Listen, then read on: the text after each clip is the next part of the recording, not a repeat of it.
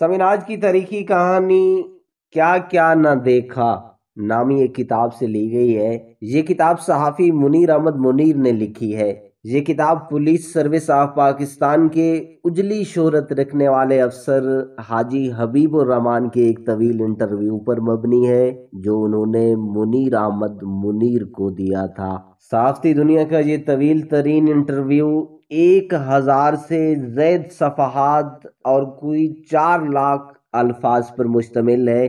منیر احمد منیر نے سالہ سال اہم اور حساس عہدوں پر فیض رہنے والے حاجی حبیب الرحمان سے اہم قومی واقعات اور راز اگلوانے کے لیے 4226 سوالات کیے تھے، جن کے جواب میں حاجی حبیب الرحمان نے پاکستان کی 72 سالہ تاریخ کے کئی اہم واقعات و سیاسی و قومی المیوں اور حکمرانوں کی خفیہ سرگرمیوں اور بعض حسیناؤں کے روز و شب سے پردہ اٹھایا ہے۔ یاد رہے اس کتاب کا نام کیا کیا نہ دیکھا ہے۔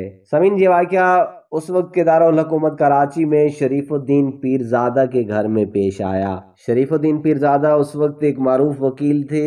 بعد کی زندگی میں آپ بہت اہم حیثیتوں میں مختلف حکومتوں سے وابستہ رہے۔ ان میں 2 دفعہ اٹارنی جنرل اور 2 مرتبہ وفاقی وزیر ہونا بھی شامل تھا۔ شریف الدین پیرزادہ پاکستان کے نامے وزیر خارجہ تھے اور آپ نے ذوالفقار علی بھٹو کی جگہ لی تھی۔ شریف الدین پیرزادہ تقریباً 1 سال تک وزیر خارجہ رہے۔ اس کے بعد شریف الدین پیرزادہ پہلی مرتبہ 1968 تا 1971 اور دوسری مرتبہ 1977 تا 1984 اٹارنی جنرل رہے۔ شریف الدین پیرزادہ 1985 تا 1988 OIC کے سیکرٹری جنرل بھی رہے۔ ایسا بڑا اعزاز کسی پاکستانی کو نہ پہلے کبھی حاصل رہا اور نہ کبھی بعد میں۔ شریف الدین پیرزادہ صدر ضیاء الحق کے بہت قریب سمجھے جاتے تھے۔ جنرل پرویز مشرف نے انہیں اپنا مشیر خاص مقرر کیا تھا۔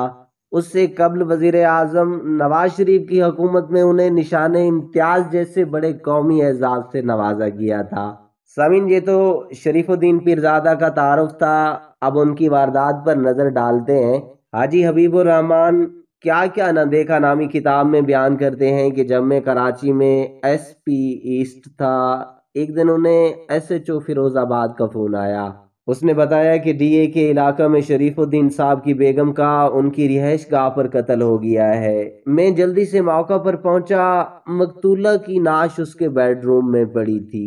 کمرے میں ایک ڈبل بیڈ تھا جس پہ حسب معمول میاں بیوی سوئے تھے۔ پیرزادہ صاحب کے سفید کرتے پر خون کے نشانات تھے، 2 سامنے کی طرف اور ایک ذرا ہٹ کے۔ مقتولہ پہ چاقو سے کئی وار کیے گئے تھے۔ مقتولہ کے شوہر شریف الدین پیرزادہ نے FIR میں لکھوایا کہ میری بیوی سرہانے کے نیچے گھر کی چابیاں اور پرس رکھ کے سوتی تھی۔ ایک آدمی کمرے میں داخل ہوا۔ جب چابیاں اور پرس نکالنے لگا تو میری بیوی کی آنکھ کھل گئی۔ بیوی نے مزاحمت کی تو اس نے چاقو سے بے درپے وار کرنے شروع کر دیے۔ اسی دوران میں بھی جاگ گیا۔ بیوی کو بچانے کی کوشش میں مجھ پر بھی وار ہوئے اور مجھے زخم آئے۔ حاجی حبیب الرحمان مزید بیان کرتے ہیں کہ مقدمہ درج ہو گیا۔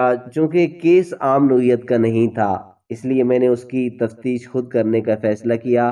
جب میڈیکل رپورٹ آئی تو اس میں پیرزادہ صاحب کے زخم معمولی نوعیت کے بتائے گئے۔ اس سے یہ سوال پیدا ہوا کہ یہ کہیں خود لگائے گئے زخم تو نہیں؟ ڈاکٹر نے جواب دیا، ہو سکتا ہے۔ اس رائے اور موقع کے شواہد اور کچھ مزید معلومات کی بنیاد پر میں اس نتیجے پہ پہنچا کہ شریف الدین پیرزادہ صاحب ہی اپنی بیوی کے قاتل ہیں۔ لیکن ان کے سماجی مرتبے کو دیکھتے ہوئے یہ نتیجہ سامنے لانا ایسا آسان نہیں تھا اور نہ ہی کبھی سامنے لایا جا سکا۔ میں IG نوابزادہ فرید خان کے علم میں یہ نتیجہ لایا۔ ان کا تعلق اس وقت کے ضلع ہزارہ کی ایک چھوٹی سی ریاست پھلڑا سے تھا جو اب ضلع منسیرہ کا حصہ ہے۔ صدر ایوب خان انہیں بڑی عزت دیتے تھے۔